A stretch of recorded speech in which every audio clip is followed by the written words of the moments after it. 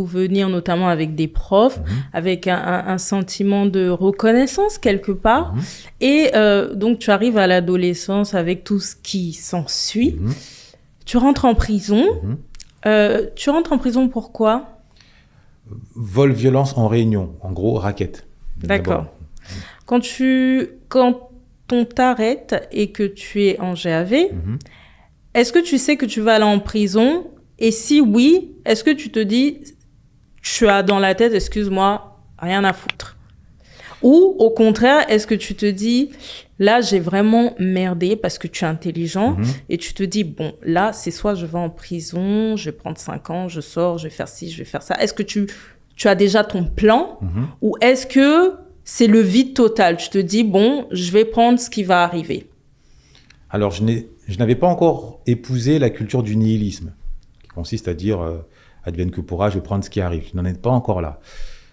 J'étais plutôt inscrit dans une dynamique de prestige à l'égard de la rue. C'était la rue mon repère. Or, dans la rue, aller en prison, c'est recevoir une médaille d'or.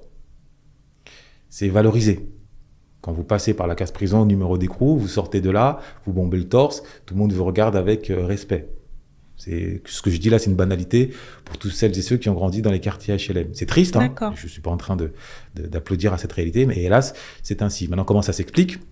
Comme souvent, quand on n'a pas de source de prestige pour se valoriser, quand on n'est pas valorisé par l'école, qu'on n'est pas valorisé au sens large par l'État, par le système, à travers des figures héroïques, finalement, la seule valorisation, c'est celle par la violence, c'est instinctif.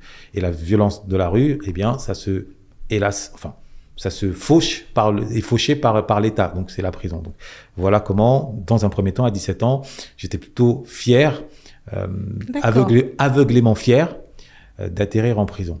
D'accord. Voilà. Je suis sorti en cassant la démarche, parce que je ne suis pas resté longtemps. Et petite précision, lorsqu'on est mineur, en France, en règle générale, on a parfaitement conscience qu'on ne risque pas grand-chose.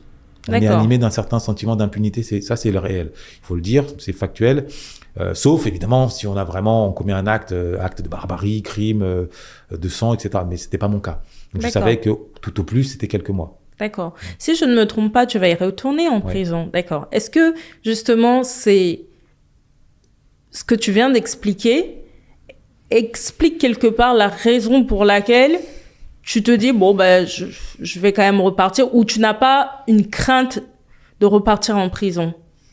Alors, initialement, c'était presque une fierté d'y mettre les pieds.